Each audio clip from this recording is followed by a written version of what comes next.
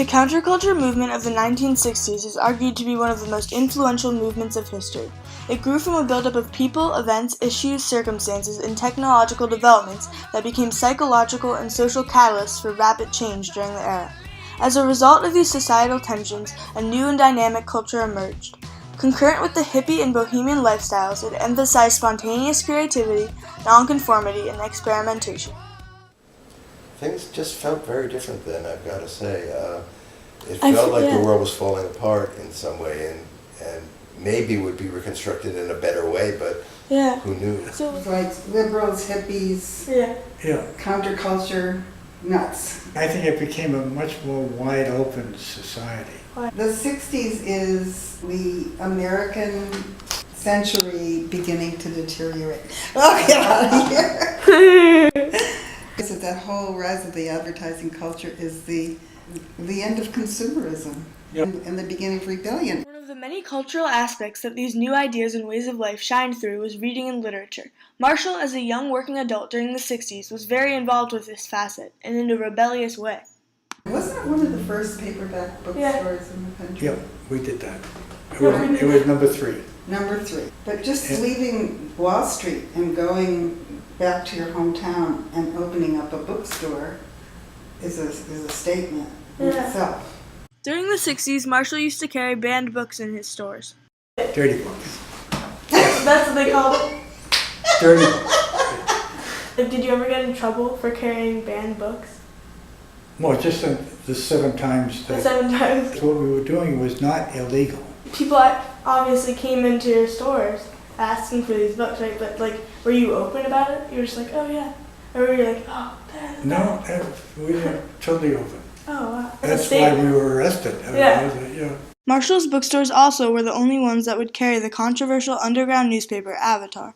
Rebellion was not only within underground newspapers and books, but very evident in public riots and marches as well. Lee was very involved in these. And Michigan was actually a hotbed for radicalism at the time. The SDS was founded in Michigan. I was part of SDS. I remember going to a meeting, I thought it was just a regular SDS meeting, but the question they asked you when you came in is, are you a radical or are you a revolutionary? And a revolutionary meant you were ready to shoot somebody. Yeah.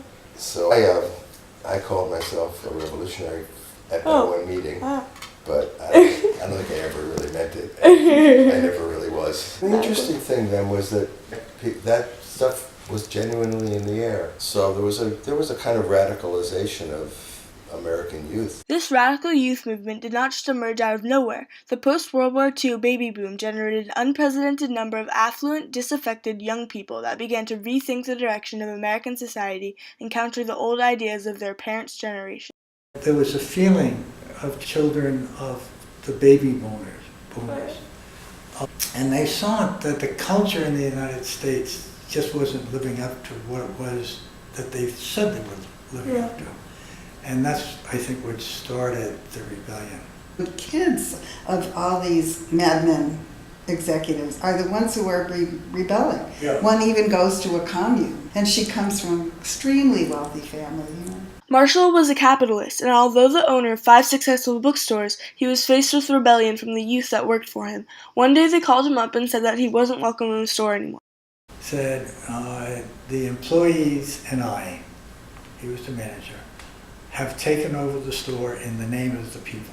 When Marshall was gone, these supposed communists took out both the history and humor sections, claiming them to be irrelevant to our times. They said, this is a new world order. That's when I knew that they didn't know what they were doing. Most of the 60s, that part of the 60s, was rebellion.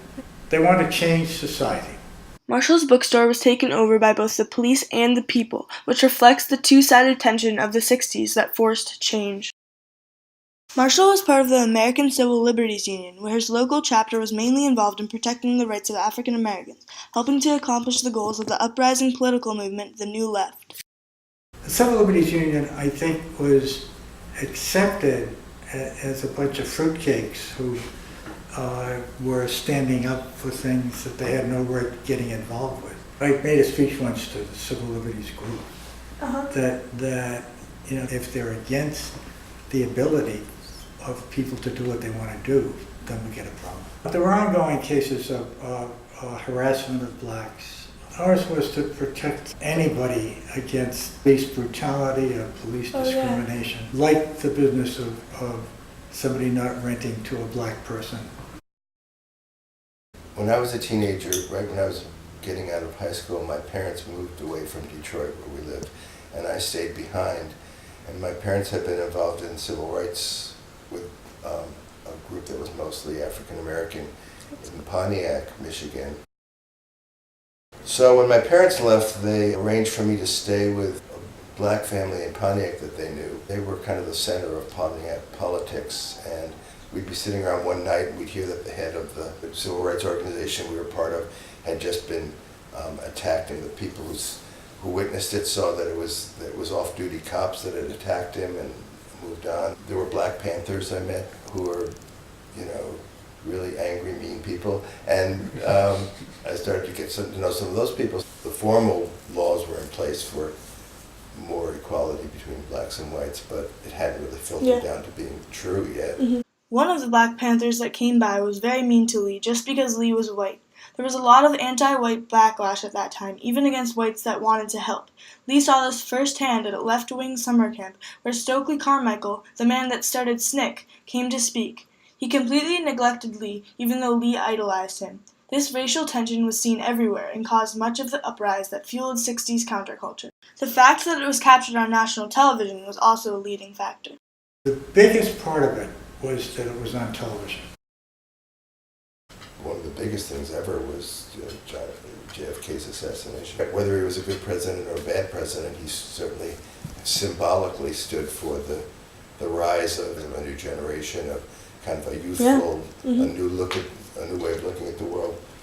For days we didn't go to school and we just were glued to the TV. So this man killed on live TV. And we were all wondering what the hell's going on. We were watching TV and Bobby Kennedy was shot. It was only, I think, that February that Martin Luther King had been shot. Did it make you want to change something? It made me angry. The violence and killing of major inspirational leaders broadcasted on national television made a lot of people angry and created a rise in the people to change things. Without the element of media, the push for change would not have been as strong. A lot of women were complaining that all the people leading these political movements were men and that women didn't have a real role in it. I always thought of my girlfriends as people that would probably have careers and jobs, and we never thought in terms of that they would just become housewives. I mean, definitely sex roles was changing, and it was the time of the sexual revolution, so people were changing their attitudes to it. Girls in college definitely were acting differently than they had before, and we all accepted it. I mean, one really obvious sign was that girls didn't remove any of their body hair when I was in college. That was just considered liberating, to not have to make yourself look a certain way. The Stonewall riots were the first time that gay people had actually stood up, and when the police raided the bar, they actually rioted and didn't just go peacefully off to jail. Marshall's bookstores became a unique hub for the creative New Age youth. He had created a rare place that accepted the gay and hippie community. 90% of the world was not accepting. So rare. All the kooks came to the paperback. Hippies were I mean, I don't know, what's a hippie? I mean, a real hippie was somebody that went and lived communally. Yeah, exactly. Actually did live in a commune. I believed in free love and Eastern philosophy, and that's pretty hippie. That sounds like a legitimate hippie. I feel like those people were like posers, like revolutionaries who tried to look Eastern, and you were the real deal. I think the major piece was Vietnam. Yeah. Sometime in the mid to late 60s, a significant part of the country came to the conclusion that we were doing absolutely the wrong thing. I joined something called Businessmen Against the War in Vietnam. We raised money and sent out, literature about the war. So the first time I ever marched against Vietnam was in 1964, really early. So you're 15. Yeah. That's like my age. That was in New York City, and it was actually a pretty small march. Oh, really? And probably most of the people in it were communists, and it was really unpopular stance. By the end of the day, there were the more radical people causing trouble, and there was tear gas flying and people getting arrested. It was a mix of the prominent racial tensions, Vietnam War cahoots, assassinations of major figureheads, youth rebellion against conservatism of the 50s, and media that spread these trends throughout the nation that led to a counterculture explosion. The one area of the 60s where people were rebelling, I think went too far, and that was in the schools, in the more liberal schools, where the idea of a curriculum or grading basically wanted the kids to do whatever they wanted to do. Lucky them. It turned out that doesn't work. So what was the Eastern influence in the 60s? Well, first of all, it was just right out there in popular culture. I mean, musically, the Beatles were playing sitars in their top 10 songs. So internationally, there's a lot of global culture coming to America. Yeah. People were more open to other countries' cultures. Right. Obviously, music was very experimental, and all sorts of things were happening that were getting on radio stations that were very different from music that had preceded it. But you look at music from the 50s or 40s, and almost all of it is just, I mean, what is music? In every era, music is just romance. Sure. The 60s is the only time I know of when music that was being listened to by everybody was about other things. We had music about politics, we had music about social change, we had music about druggy kinds of things, but this thing that's so much speaks to our emotions, music, that's such a common way of either anesthetizing us or keeping us in line, was now something that you had to think about. There was a song by this group, Buffalo Springfield, called For What It's Worth. That's my favorite song. It's a great song. It's a song about, being thoughtful about what's going on. Just look around you and think about what's going on. There's a lot of music like that. In my own case, I was raised in Reform Judaism, and my parents, and it was the most soulless religion I think that ever existed. It was like religion with everything spiritual taken out of it. And I just was forced to do a lot of things that were meaningless to me. I remember when I went off to college, I started reading a lot of works in Zen Buddhism, and I turned to philosophy. So yeah, I think what I did was in reaction to stuff that seemed empty and meaningless to me. So a lot of us were fooling around with and experimenting with. Yeah. Of the religions. Some of the good legacy of the 60s is that it wasn't just that people were looking for happiness, they were looking for something you might call authenticity. That they living authentic, really full lives that where people relate to each other, honesty. There was a lot of stuff going on about honesty. There were a lot of sort of psychological movements going on then too. I think the two things are two sides of the same coin. It felt like the old order was falling apart, and that was scary, and it felt like it had failed. But the hopeful part of it was we felt like the culture was changing under us, and it felt to us like more people were coming to our side of things. Good note to leave it off on. Yeah. Cool. So. I love that. Okay, cut. Something happening here. What it is ain't exactly clear. There's a man with a gun over there. Caleb, in 1960, were you happy? In 1960, I wasn't alive. Or, I don't know, maybe I was alive in another lifetime, but I was. I wasn't alive. You were a hippie in 1960? I'm a hippie now. Well, I'm not really. I wish. Write it down. You got to read Slaughterhouse-Five. I'm going to get them for her as soon as we finish here. Yeah. I know a good bookstore. Well, I have the distinction of having been kicked out of a commune for having private property. Did you ever get arrested? I never got arrested for political reasons. Like I did get arrested for other reasons. And I'm sure kids in your school are smoking dope. She's not answering. And so I actually met Stokely Carmichael, and I remember sitting around in a circle with He was him. one of the leaders of SNP? Yeah, he was the founder. And you were sitting with him? I was sitting in a circle on the grass. How do you meet these people? I just did. You just found them. They were attracted to you. You're like a magnet. But it seems like you have a way of like connecting with people that are spurring on these movements. I mean, the Human Rights Council of Brookline, and then the ACLU. I don't know a lot of people your age that did that. Yeah, well, they weren't ready. What kind of things were they saying to protest? Like, what did the signs say? Hell no, we won't go. Ho, ho, Ho Chi Minh, Yankees out, Viet Cong in. 1, 2, 3, 4, we don't want your bleeping war. One guy, one of the active members of the gay community, worked in Coolidge Corner.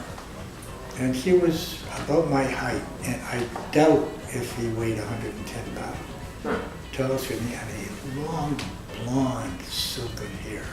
He came to work one day in a fishnet t-shirt. I said, Lionel, you can't do that. He said, what do you mean you can't? I said, that's really not appropriate. Are you saying we have to wear a uniform to work?